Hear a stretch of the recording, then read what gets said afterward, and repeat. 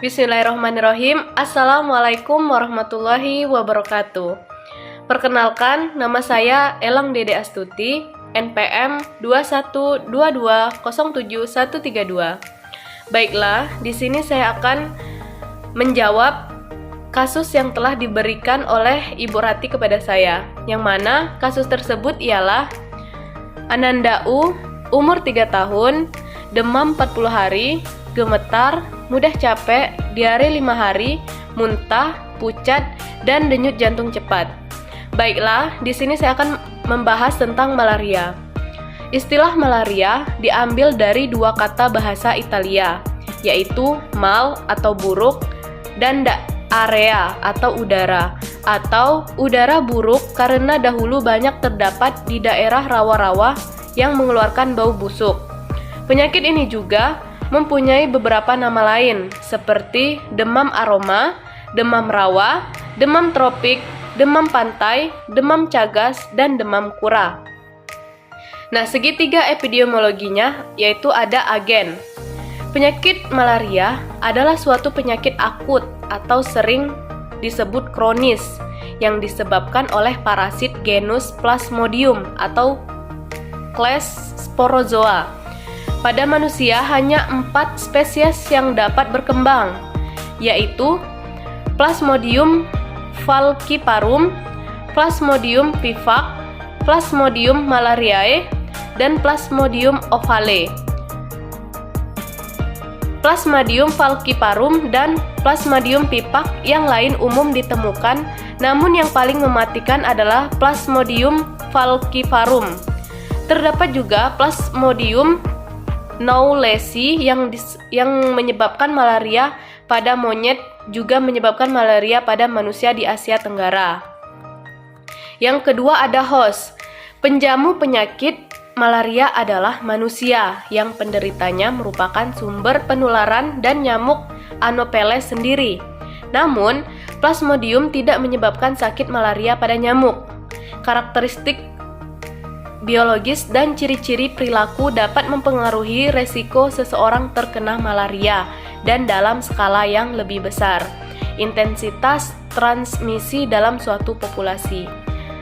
Nah, untuk etiologi atau penyebabnya adalah tahap prepatogenesis, terjadi interaksi antara penjamu dan agen nyamuk Anopheles yang telah terinfeksi oleh virus Plasmodium. Jika imunitas penjamu sedang lemah, mengalami kurang gizi, dan keadaan lingkungan yang tidak menguntungkan, maka virus Plasmodium yang telah menginfeksi nyamuk Anopheles akan melanjutkan ke tahap patogenesis. Untuk siklus hidupnya, penularan malaria ditularkan melalui gigitan nyamuk Anopheles. Penularan juga tergantung pada kondisi iklim yang dapat mempengaruhi jumlah dan kelangsungan hidup nyamuk, seperti pola curah hujan, suhu, dan kelembapan. Epidemi malaria juga dapat terjadi ketika orang-orang dengan kekebalan tubuh rendah pindah ke area dengan transmisi malaria intens, misalnya untuk mencari pekerjaan atau sebagai pengungsi.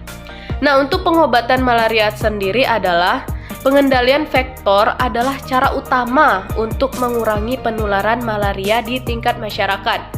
Ini adalah satu-satunya intervensi yang dapat mengurangi penularan malaria dari tingkat yang sangat tinggi untuk menutup ke nol. Bagi individu, perlindungan pribadi terhadap gigitan nyamuk merupakan garis pertahanan pertama untuk pencegahan malaria. Pengendalian vektor yang efektif dalam berbagai situasi yaitu 1. Menerapkan perilaku hidup bersih dan sehat, mencegah perkembangbiakan nyamuk dengan melakukan 3M+. Nah, yang kedua adalah kelambu yang mengandung zat insektisida.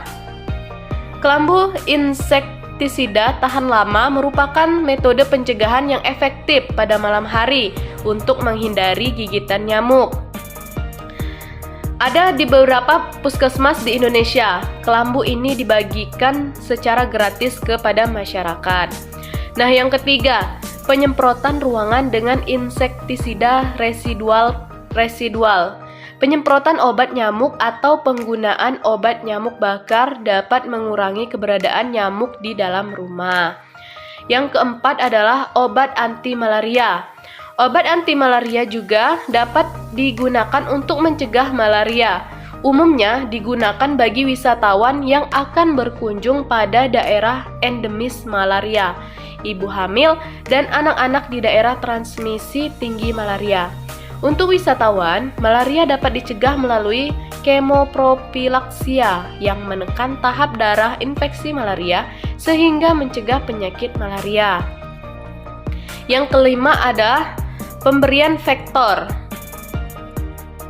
secara terpadu. A. Keberadaan akses terhadap fasilitas pelayanan kesehatan untuk mendapatkan diagnosa dan pengobatan dini dengan mudah. B. Lakukan kerjasama lintas sektoral untuk mengawasi pola pergerakan dan migrasi penduduk. C.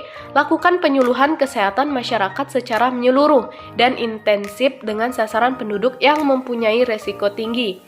D. Lakukan diagnosa dan pengobatan dini terhadap penderita malaria akut maupun kronis. E. Memastikan pendonor darah bebas dari malaria. Setiap donor darah harus ditanyai tentang riwayat apakah yang bersangkutan pernah menderita malaria atau pernah bepergian ke daerah yang endemis malaria.